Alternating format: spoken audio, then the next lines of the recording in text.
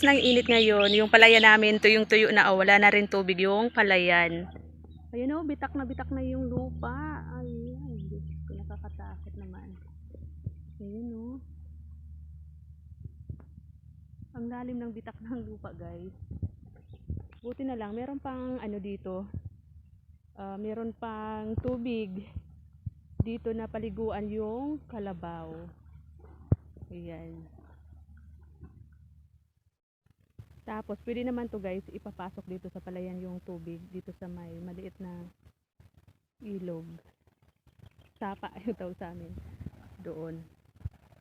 Ayan. Ito yung mga kalabaw namin at saka yung iba doon sa dulo.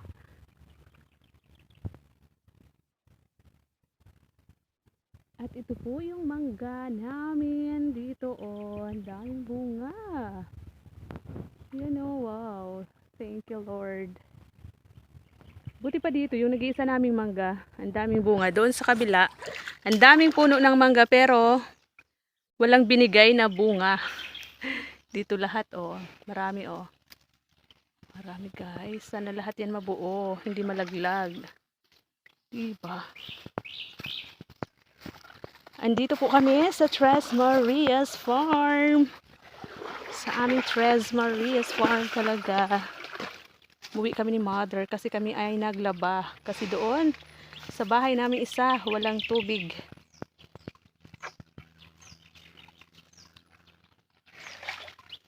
Ayan, napakainit po ng panahon. Napakainit ng panahon.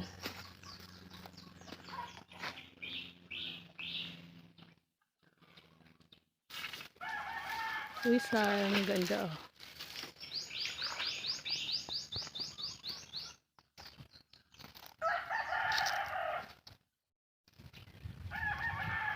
Lahat bunga, guys.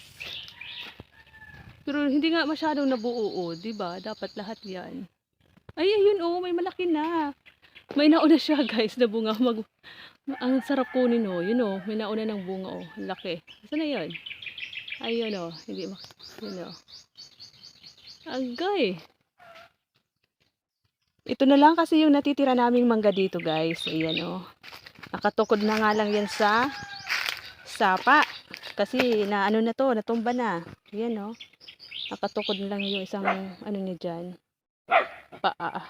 Paa talaga. Yung isang sanga niya dyan na malaki. So, ayan yung mangga.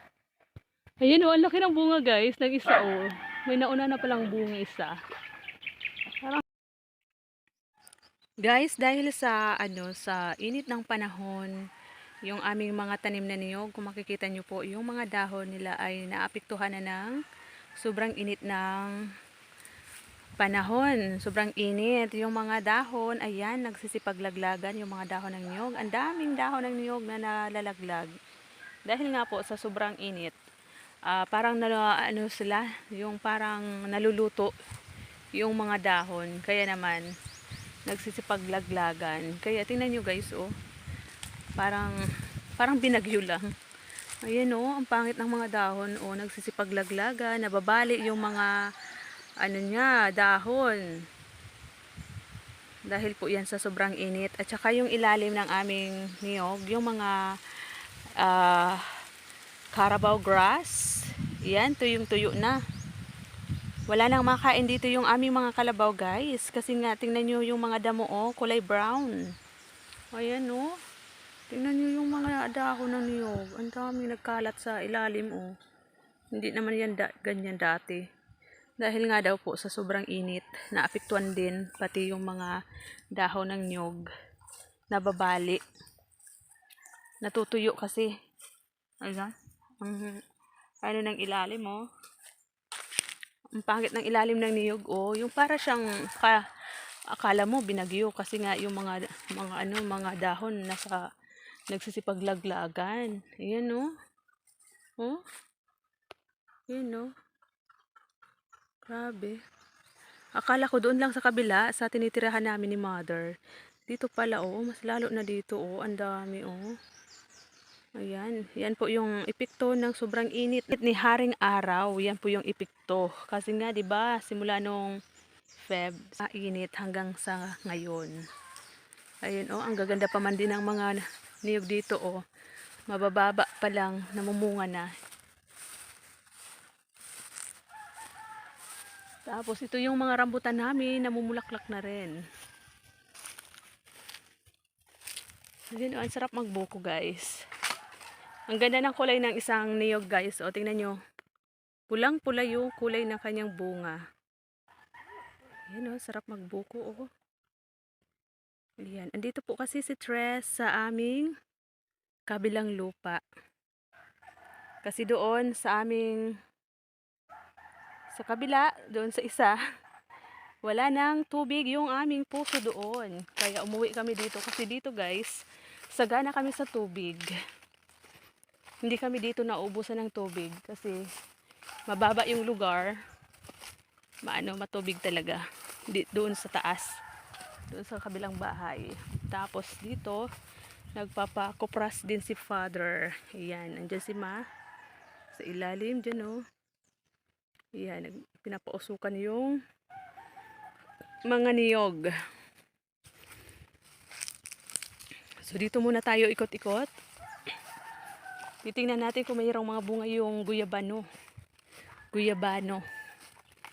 Tapos yung mga dalandan dito guys, para nang matutuyo. Natutuyo na yung mga dahon dahil nasa sobrang init oh. Tingnan nyo oh. Parang mamamatay yung dalandan dito oh. Nalalanta na yung mga dahon nila. Ayan. Walang bunga. Walang bunga yung guyabano. Tapos ito yung mga pili namin. Mga puno ng pili na napakataas. Ayan. Ang daming bunga ng pili. Itim na itim oh. Ang dami pala ng bunga. Pwede na itong pa-harvest. Pwede nang ipa-harvest guys. Ito yung mga puno ng rambutan. Hindi pa namumulaklak yung iba. Nagpahinga muna kasi ang dami nitong binunga guys nung mga nakaraan. At saka dito sa baba, ang daming buhay na mga rambutan oh. Ang sarap itanim. Lahat yan guys. Mga nabuhay na rambutan. Ang sarap itanim. Wala ako nakitang bunga ng guyabano. Yan oh, lahat yan mga nabuhay na mga rambutan.